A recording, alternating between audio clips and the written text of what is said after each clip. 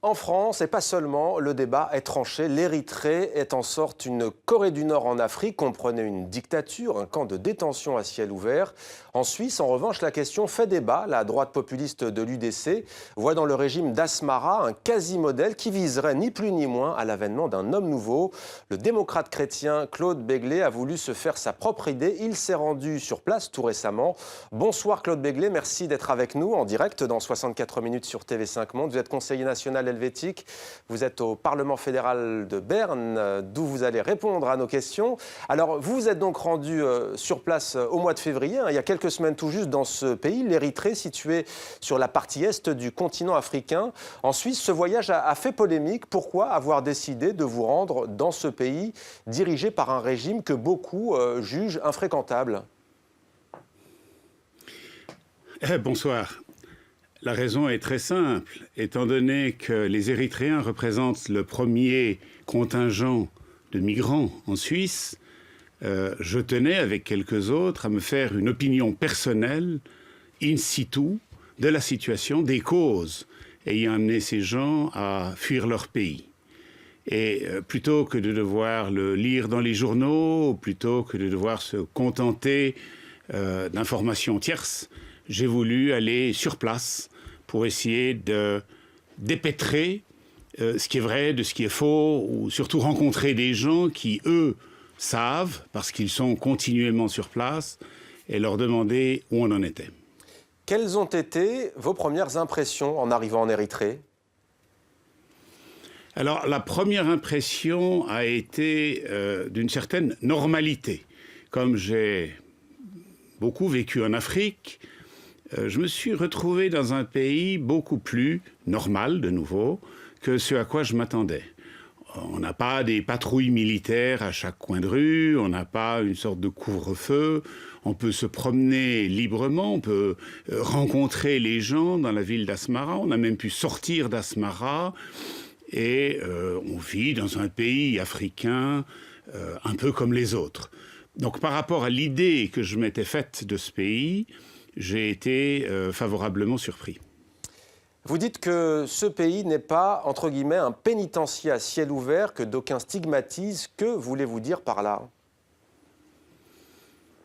Je pense qu'on a un peu exagéré en disant un pénitencier à ciel ouvert parce que c'est pas ce qu'on a vu. Maintenant, ça ne veut pas dire qu'on a tout vu et il faut rester extrêmement prudent. L'impression que j'ai eue, c'est que l'Érythrée a une histoire un peu particulière. Vous vous retrouvez avec ce qui était le siège de la colonisation italienne sur le continent africain, mais en même temps un petit bout septentrional de l'Empire abyssin, de l'Éthiopie. Et il y a eu évidemment une guerre assez violente entre l'Éthiopie et l'Érythrée. Cette guerre n'a toujours pas officiellement abouti à une situation de paix, donc on est dans un état de ni guerre ni paix, ce qui fait que, entre autres, le gouvernement a mis en place un service dit national qui est très bizarre. Et ce service national, c'est en même temps un service militaire pour défendre la frontière, mais c'est aussi un peu un service de reconstruction du pays. Mais en même temps, si on est serveuse dans un restaurant, on est aussi souvent en train de faire son service national. Ceci, évidemment, pour une rémunération extrêmement faible, ce qui fait qu'on ne sait pas très bien dans quelle mesure on se retrouve face à un problème de dictature, ou bien face à un problème de gens qui n'ont pas de perspective économique et qui fuient pour essayer d'aller dans un monde meilleur. Certainement, ce gouvernement qui avait fait la guerre, qui a essayé de créer une société égalitaire, la légende, je dis bien la légende, veut que le président aille 1-2 fois par semaine travailler sur des chantiers, parce que tout le monde fait partie du monde des travailleurs. Beaucoup de gens ne l'ont pas vu.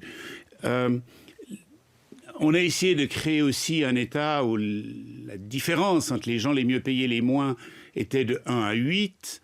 Donc on a créé une société que personnellement je qualifierais d'utopique. Et puis ce qui m'a étonné, c'est qu'une bonne partie des gens que j'ai rencontrés, les ambassadeurs, des gens qui n'ont pas de raison d'être ni pour ni contre, m'ont dit qu'au sommet, il n'y avait pas trop de corruption. Donc des gens qui ont essayé de mettre en place une société et puis qui aujourd'hui se rendent compte que c'est plutôt un échec. Et alors, ils ne savent pas très bien comment s'en sortir.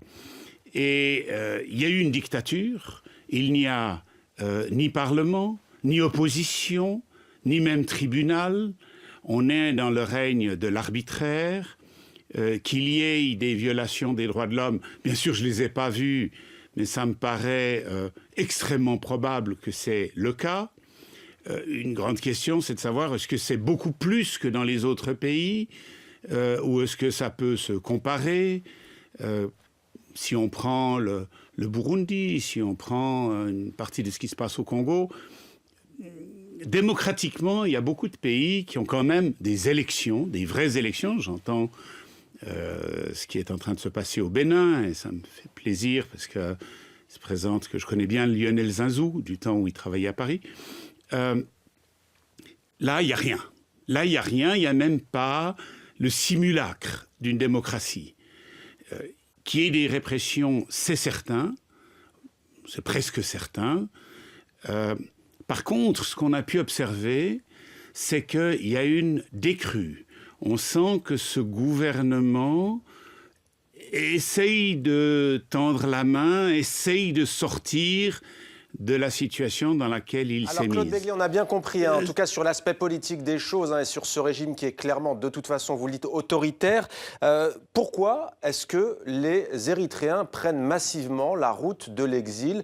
Chez vous, en Suisse, par exemple, pays européen, ils sont même la première communauté de réfugiés à demander l'asile. Que fuient-ils au juste alors?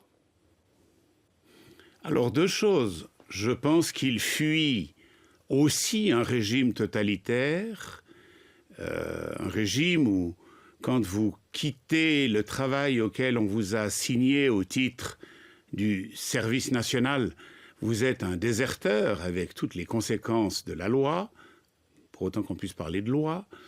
Et puis en même temps, ils fuient la pauvreté, le manque de perspective. Et c'est très intéressant de constater que souvent, la famille, les cousins, les oncles, les tantes vont se cotiser pour payer le passeur qui permettra à un jeune de sortir.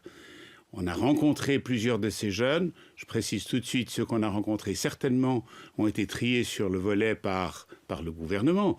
Mais des gens qui sont partis, qui ont travaillé 4-5 ans à l'étranger, ça leur a permis de construire une maison, d'aider leur famille localement, et puis ils reviennent. Donc je pense personnellement que vous avez une situation d'eau saumâtre où ça n'est pas tout blanc ou tout noir, c'est intermédiaire, mais il me semble que l'absence de perspective économique dans un régime qui s'est mis échec et mat au plan économique, cette absence de perspective fait que les gens sont plutôt partis en quête d'un monde meilleur, davantage que d'être des réfugiés politiques. Alors justement, c'est très important, vous le savez, puisque l'Europe, en tous les cas, l'Union européenne, sélectionne les migrants et dit, par exemple, les migrants économiques ne peuvent pas venir sur le territoire européen. Chez vous, en Suisse, il y a eu une polémique, puisque la droite nationale populiste de l'UDC est plutôt favorable à ce régime érythréen, entre guillemets. Elle se verrait bien, du coup, renvoyer ces réfugiés dans ce pays, qui ne serait pas donc menacé par le pouvoir en place d'Asmara. Vous partagez ce point de vue ou pas du tout, du coup? Je suis d'accord sur le constat, peut-être pas sur les mesures à prendre. En ce qui concerne le constat, je viens de le dire, je pense que ce sont davantage des migrants économiques, comme on peut en avoir en provenance d'autres pays d'Afrique, des gens qui cherchent l'Eldorado européen. Donc, je pense que ce serait préférable de ne pas leur accorder automatiquement l'asile politique, parce qu'à ce moment-là, il me semble qu'il y a pas mal d'autres candidats qui se trouvent dans des situations très semblables. Par contre, quant à la possibilité de les renvoyer, je serais beaucoup plus prudent. ça n'est pas parce que la majorité d'entre eux sont des migrants économiques que le système en place est un système auquel on peut donner l'absolution absolue. Non. Le risque est grand que si ces gens rentrent au pays, surtout de façon forcée, ils vont être mis en prison ou ils vont être maltraités. Donc, à mon avis, il est nécessaire que, non pas la Suisse, parce que ça doit être vraiment une activité concertée des différents pays, envoie des observateurs pour s'assurer que les migrants qui rentrent chez eux ou les réfugiés qui rentrent chez eux ne vont pas être maltraités. Et deuxièmement, il faut mettre en place des programmes de reconstruction économique, notamment changer un peu les institutions pour que, par exemple, par du microcrédit, par toutes sortes de créations de petites entreprises, on crée des emplois. Claude Béglé, une question sur ce qui s'est passé hier à Bruxelles, ce sommet entre l'Union européenne et la Turquie, puisqu'on évoque la crise migratoire. Vous êtes conseiller national suisse, c'est-à-dire l'équivalent de député en France. Quel regard portez-vous sur cet accord en voie de conclusion entre Ankara et les 28 ? La Turquie est dans une situation d'intermédiaire. La Turquie est le lieu de passage des migrants syriens vers l'Europe, le lieu de prédilection de passage, avec des camps extrêmement importants.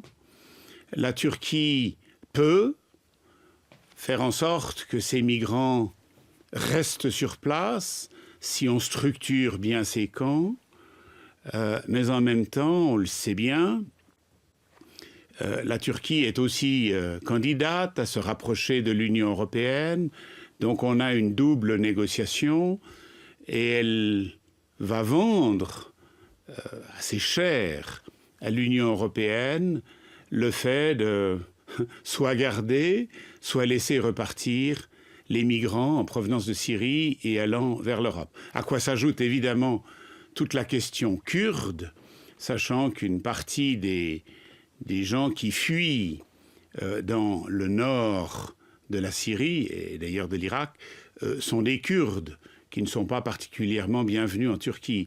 Donc on est dans un jeu très complexe.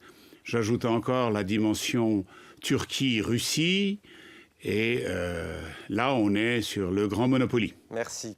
Claude Béglé, député, donc conseiller national helvétique du Parti démocrate chrétien, PDC en Suisse. Merci d'avoir répondu à nos questions. À votre disposition.